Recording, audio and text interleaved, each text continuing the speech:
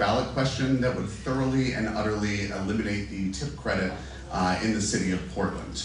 While we may not contest $18 an hour in the city of Portland, tip credit elimination is a full stop for the restaurant industry and would ultimately decimate and destroy and really upend our entire industry. Most importantly, it would cut us as workers' earnings off at the knees. So a little bit of background about what the tip credit is and why it's important. For those of you who may or may not know, in 2016, the state of Maine eliminated the tip credit through a ballot initiative. It was a $12 an hour ballot question, and part B of that same ballot question was tip credit elimination. In 2017, we came together as a ragtag group of workers from around the state, the Restaurant Workers of Maine, and successfully lobbied the state's legislature to reinstate the tip credit and reinstate the tip wage here in the state of Maine. 5 years later, we're right back to the drawing board. The Maine and Portland DSA have put forward a series of ballot questions this fall. Their minimum wage ballot question is question D. It would increase the minimum wage to $18 an hour, thoroughly eliminate the tip credit, as well as eliminate independent contractors for those companies like DoorDash and Lyft and Uber and Instacart, and would turn them into employees for those same companies, ultimately making Portland a no-fly zone for all of those same services, as well as create a citywide Department of Labor, of which there's been no fiscal impact statement developed for. I got involved in tip credit preservation 6 years ago with the state of Maine, and the Restaurant Workers of America is a national nonprofit organization that was born out of our successful fight here in the state of Maine. Several states across the country have increased their minimum wage in the last several years. All of those states have preserved the tip wage and the tip credit in those same states, showing in a very large way that it is a bipartisan issue. Tip credit preservation is not a partisan issue. It's common sense, pragmatic politics, and most importantly, it's what we the workers and we the industry want and need. This isn't a broken system in need of fixing. We as workers are allowed to maximize our income. We earn far more than the minimum wage with our tips factored in, while tip wage law always guarantees that every worker in the state of Maine and the city of Portland are always guaranteed the highest prevailing minimum wage when our base wage and our tips are added together. Workers oppose tip credit elimination because we in the industry understand the unintended consequences that come along with this. We understand that there's going to be a lot of increased automation. We understand that there's going to be a paradigm shift towards counter service, eliminating half the staff in a full service restaurant, creating a glorified food runner for an entire dining room. Folks will go tipless because in order to make this model work in a full service restaurant, restaurants are going to have to increase their menu prices by 50%. And just to get folks in the door, lots of folks in the 7 states that operate without a tip credit, unfortunately, put a little placard in their window that says that this is a tip-free establishment. It'll force a lot of us senior staff and career servers to work outside of the city of Portland and really kill and obliterate the dining scene here in Portland. Ultimately, this would mean a 175% increase for 80% of a full-service restaurant staff over the course of 3 years. I don't think any industry could sustain that, let alone an industry like ours that is barely crawling back from what COVID has done and the destruction that it has sought in our industry and what's happened in our industry over the course of the last couple of years. This would be a real nail in the coffin for the Portland dining scene. You know, us servers and us tipped workers take a great amount of pride in our work. We love what we do, and that shows by being the memory makers that we consider ourselves to be. You know, whether it's for a casual lunch date or a memorable birthday, we enjoy being those memory makers, and we really love what we do. And we know that question D will seek to destroy all that and really upend and destroy our careers that we've worked so hard to build.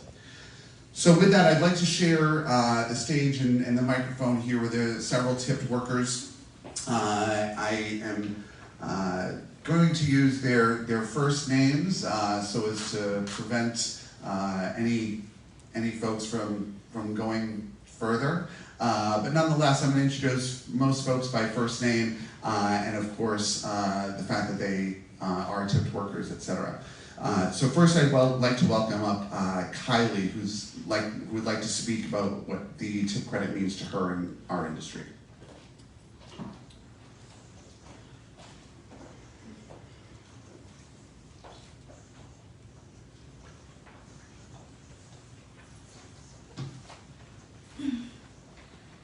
Hi, my name is Kylie Shea, and I live and work here in Portland, Maine. I wanted to say a quick something because voters need to know that Question D would hurt workers. Tips and tipped income have allowed me to purchase a home in Portland, while also putting me through school without taking out a ton of student loans. Studies have shown that for tipped workers, as our base wage goes up, tips go down. And with skyrocketing menu prices, increased automation, and the institution of service charges, our earnings will be cut off at the knees. We as workers are not asking for this. We oppose Question D because it hurts the same workers it purports to help. We hope voters will listen to us and workers and vote no on Question D. Thank you.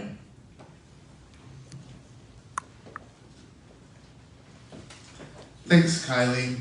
Next, I'd like to bring up Luca, also another Portland tipped worker.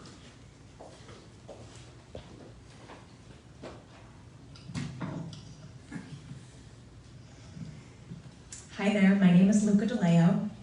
I am a server in Portland, Maine, and I have worked in the restaurant industry for 15 years. I will be voting against Question D for many reasons, but the one I feel most concerned about is how this would affect our coworkers in the back of house. By increasing what restaurant owners would have to pay servers, this means less raises and bonuses for back of house who need it more. Kitchens across Portland, Maine and countrywide are already having the hardest time staffing these positions. Paying servers more hourly will severely affect kitchen staffs. Question D is a huge gamble for all involved, and I urge you to say no. Thanks, Luca. Next, I'd like to bring up Bruno, who's stepping away from his bar shift right now to say a quick something. Hi everybody, thank you for coming down. My name is Bruno Napolitano. My family owns Bruno's and my cousin also owns Dog Fork down the Old Port. I've been bartending for over 20 years and been lucky enough to spend time with a lot of the people of Portland. Whether it's been sad events, happy events, you've been there for a lot of it.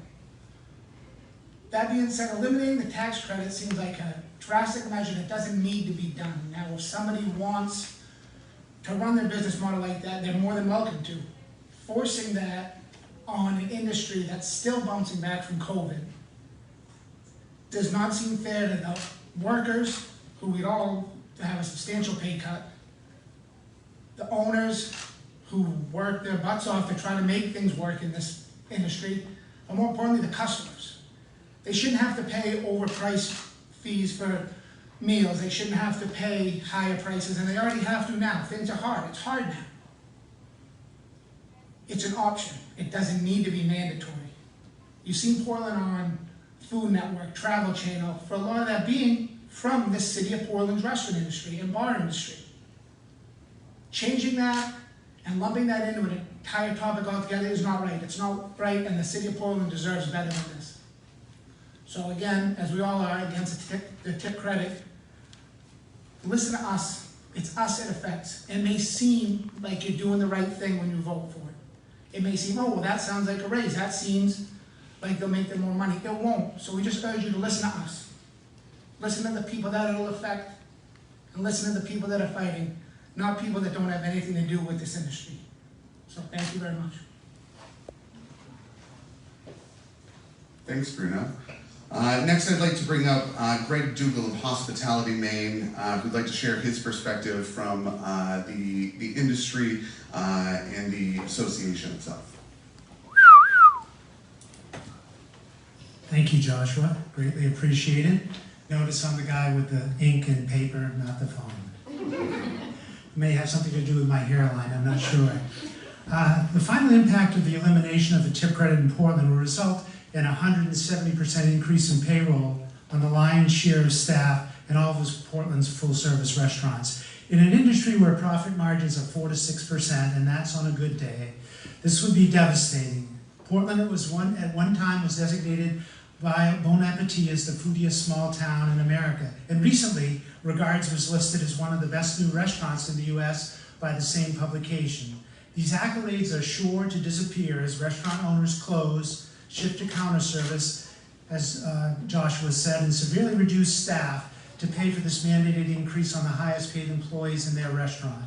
No longer will people flock to Portland for its culinary treasures, because interaction with servers and bartenders is the primary reason that people dine out.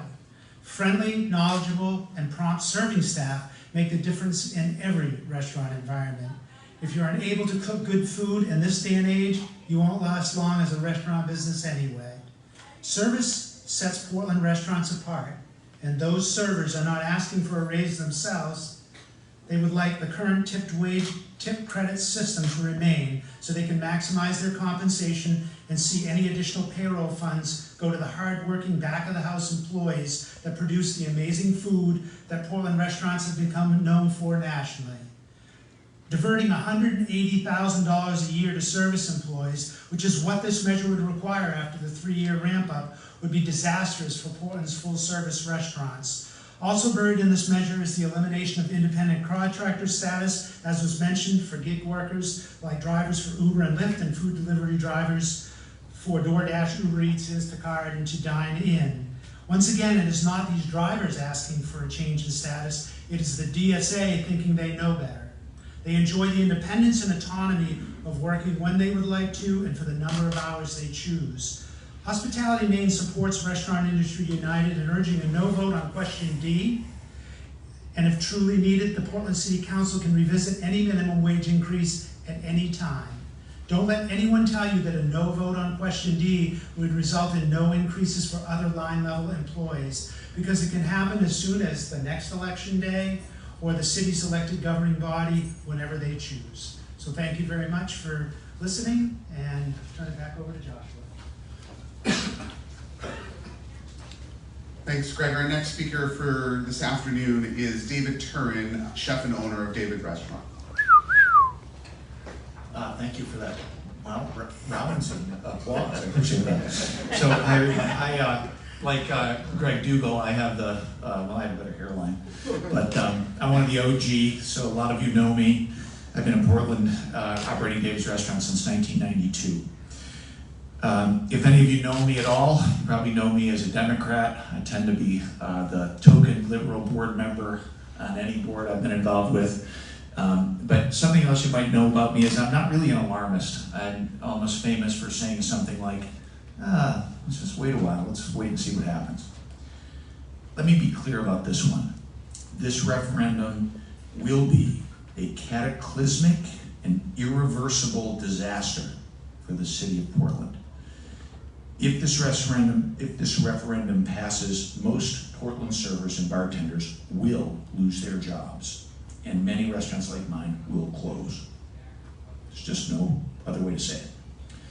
You can say goodbye to Uber and Uber Eats and Lyft and Instacart. You can say goodbye to home grocery curbside pickup. You'll be able to say goodbye to grocery delivery.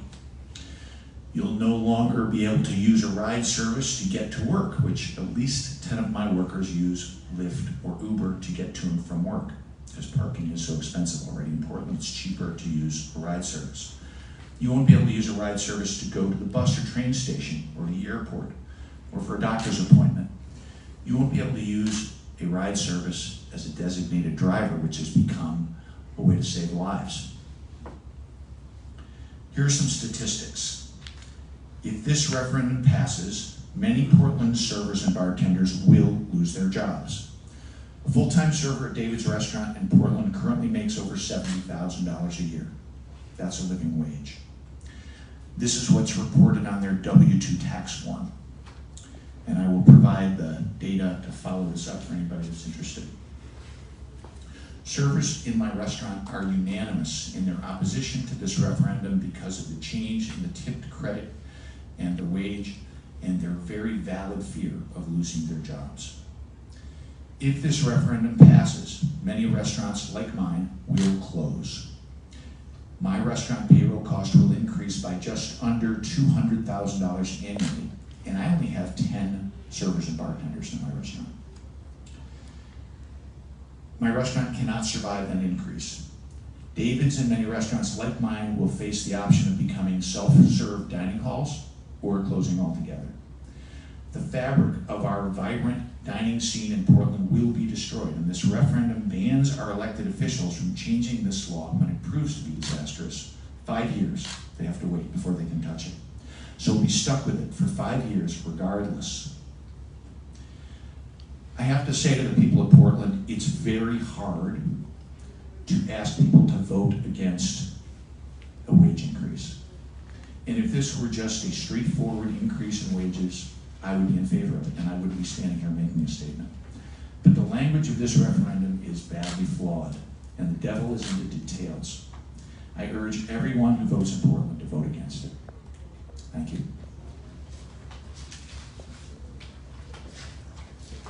Thank you, David. Thank you, David. Sound okay out there? Yeah, great. Before I take questions from everyone, I would like to just touch on a couple points that were made by our incredible speakers here today. I certainly hope that the voters of Portland, just like the legislators in the state of Maine did so in 2017, I hope the voters of Portland are listening to we the workers. It is we the workers who are coming forward and standing up and speaking out and saying that we're not victims, we're not looking to be saved. This is not a broken system in need of fixing, and it's we the workers